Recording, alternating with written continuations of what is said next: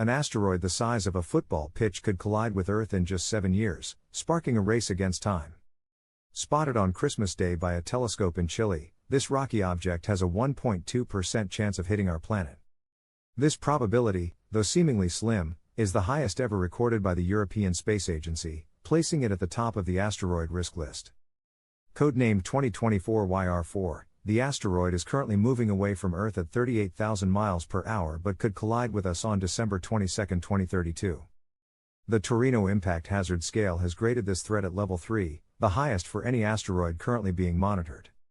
Astronomers are closely watching its path to better understand its likely trajectory before it disappears from sight.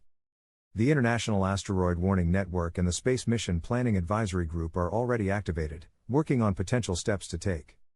NASA has experimented with flying spaceships directly at asteroids to alter their trajectory, a technique known as a kinetic impactor. Hollywood-style plans to send nuclear warheads to smash the rock could be considered, but experts say a kinetic impactor is more precise and controllable. The race is on to find the best way to deflect this potential threat, with the kinetic impactor standing out as the ideal technique.